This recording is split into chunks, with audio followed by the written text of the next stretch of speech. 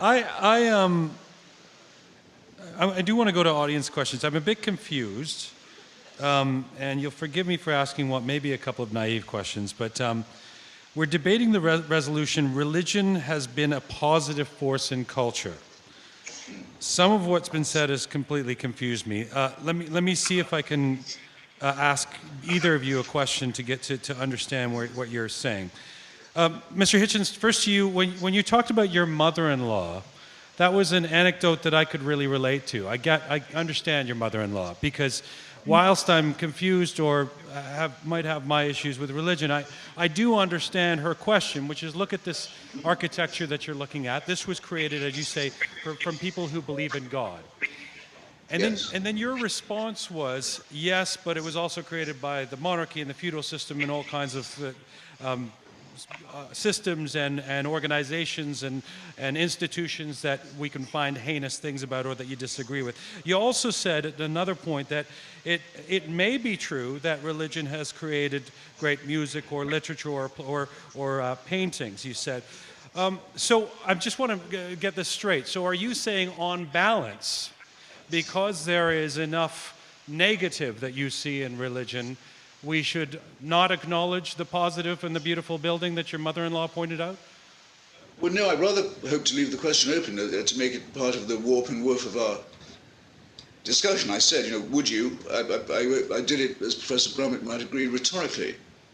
Knowing what we know about the building of St. Peter's by the sale of indulgences, would it be sensible to ask, could you have had one without the other? Can the two be disallocated and considered separately, or are they inseparable? It's an important question, because if religion is going to take credit for these things, then it has to take responsibility for the other ones too. And I haven't noticed a very marked tendency to do that on their part. One could add, for example, I mentioned that we don't know what the motive of many people was who did painting and music, because all we know is they would have been very afraid of not being thought faithful, and with good reason.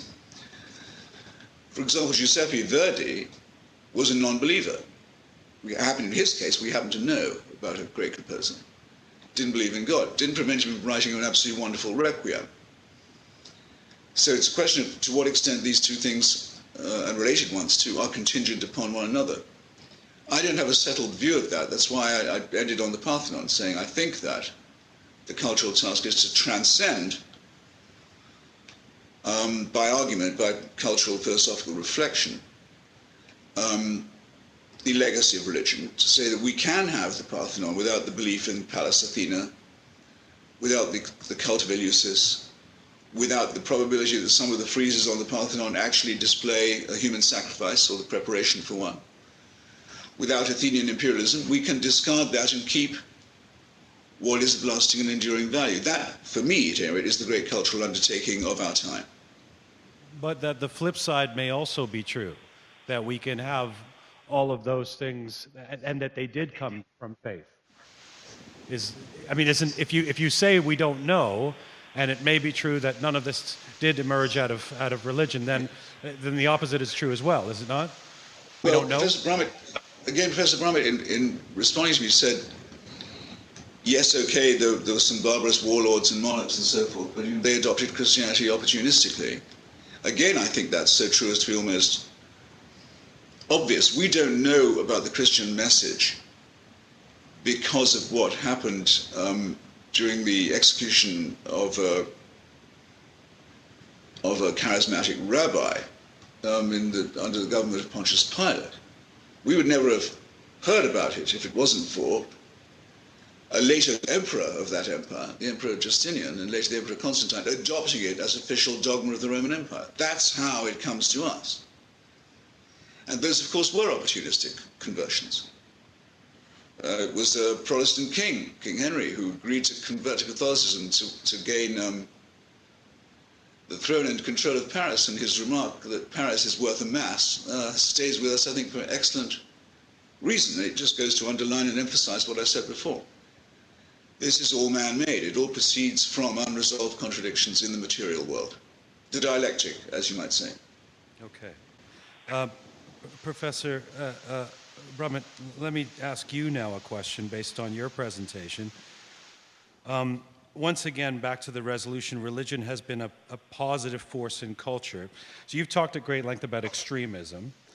And your argument seems to, and you talked about the three strands: dogmatic fundamentalism, apocalyptic belief, and a tendency towards perfection, you said. And then you talked about some solutions and antidotes and what's the other way to think as a way. And your argument seems to be extremism is not limited to religion, but I don't understand where that fits in terms of the question at hand. Has religion been a positive force in culture? Well, the reason why I didn't take that up with a straight yes or no is because I think the answer is it depends, and I think it depends for the reasons that I tried to cover. I think it's complicated.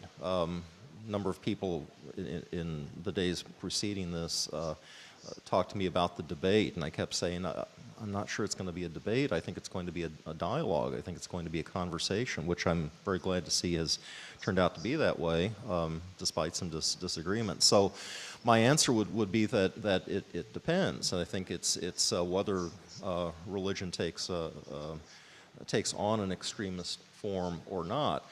Let me also just add, though, the point that I made, I think, in my last response, which is that when we talk about culture in the sense that the resolution puts it, I think we need to think about not just high art, not just high culture, but what effect has religion, whether extremist or not extremist, had on people's everyday culture, on popular culture, and how people live their everyday lives in that way.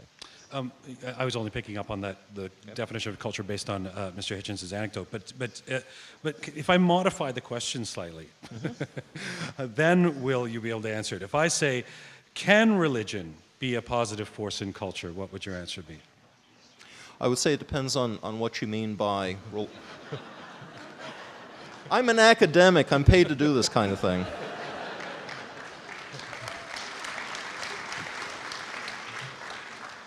It depends on what you mean by religion. Mr. Hitchens is entirely correct to say that the religious systems that we're talking about are human-made. Absolutely they are. Which says nothing about whether they are extremist or not extremist systems. So I think it's a very complicated question. I think it's a very knotty question.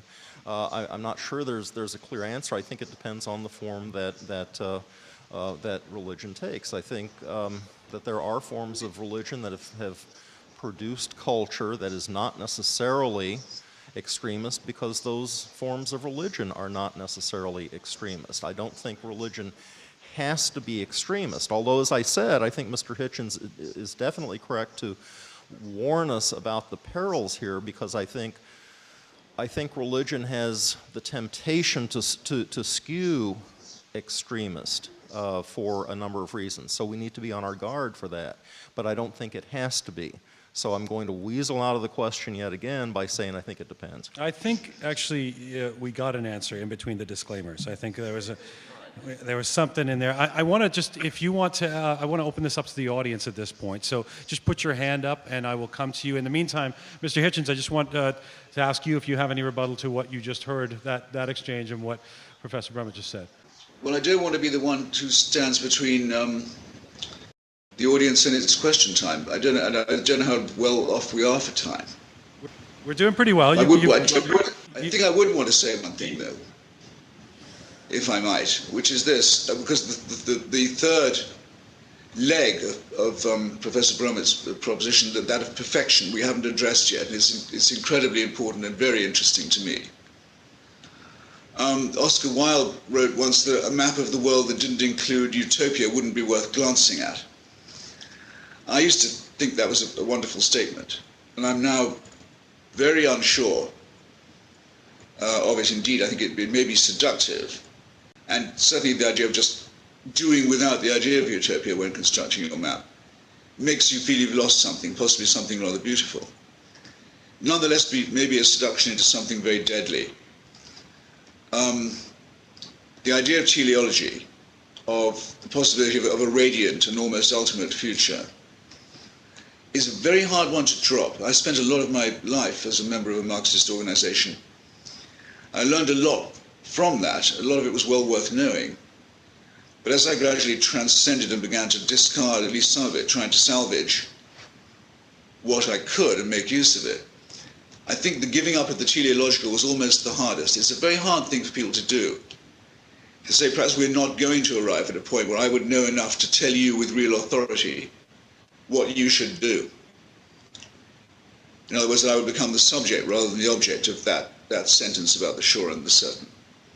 I'm pretty sure, pretty certain, in fact, that I won't ever know enough to be in that position, and no one should trust me if I ever looked as if I was going to.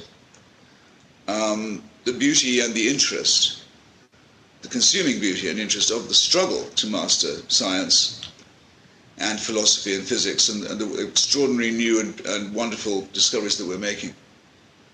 Just the preoccupation with those enormous questions is more than enough for a lifetime, much more than enough. And it's, I think, a shame that for many people it takes almost a lifetime to find that out. Okay.